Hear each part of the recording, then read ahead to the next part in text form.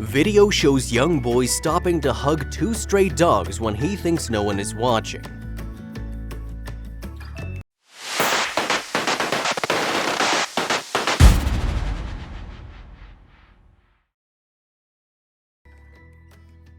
Boy hugs puppies.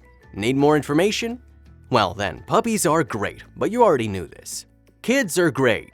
That's a bit more debatable, but some children are quite alright, especially if they don't spend their time screeching or destroying things, but rather showing us that there is goodness in this world through random acts of empathy.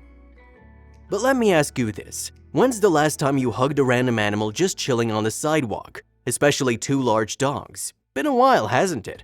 I personally would be too scared to do so, just walking away quickly without being too suspicious or worthy of their attention. But a little boy was brave enough to go up to them not once, but twice, and give them lots of hugs and love. Let's get into this. A video has blessed the internet, showing a little boy hugging and petting two stray dogs on the sidewalk.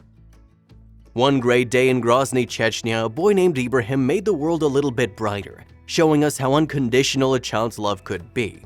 In a video posted by a neighbor from the nearby residential building, the boy is seen warmly hugging and petting a pair of stray dogs on the sidewalk.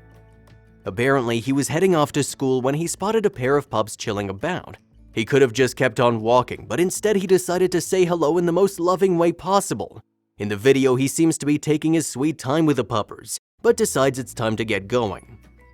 The boy was on his way to school when he saw the two pups and couldn't resist showing them love. He goes to leave but turns back and rushes right back to the dogs for his second round of love giving.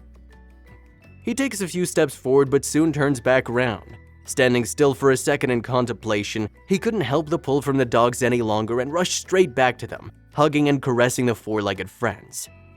The video went viral, touching people's hearts, the boy receiving praise from strangers and friends alike.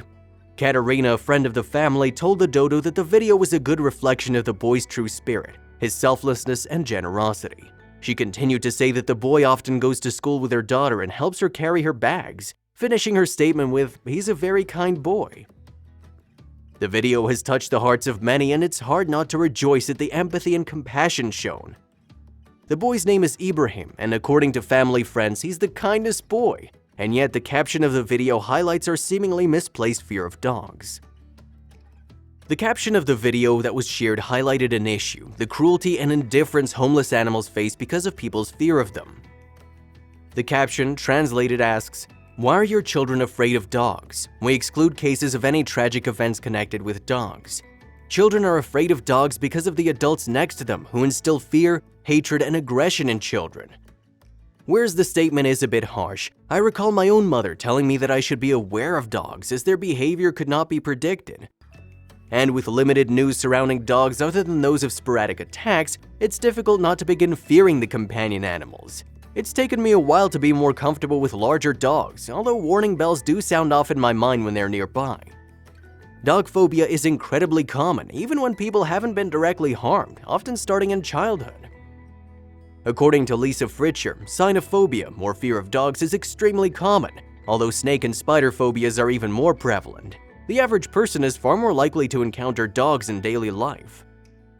It's most commonly caused by a negative experience with a dog, especially during childhood, but it's not limited to horrid or vicious attacks.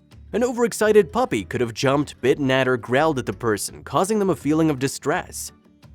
Considering the fact that many parents warn children about approaching strange dogs, and for good measure, a child's imagination combined with a lack of understanding of dog behavior could lead to a full-blown phobia.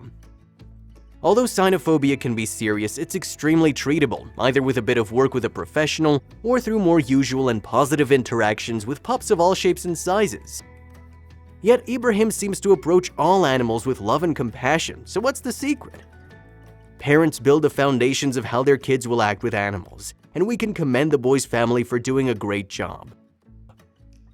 Although parents might want to protect their children from unforeseen danger, they shouldn't forget that dogs are also friends.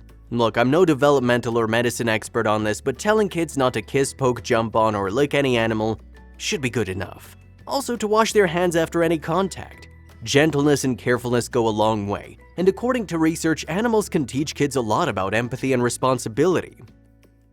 According to the National Institute of Health, pets can help decrease stress and can even help children develop social and emotional skills.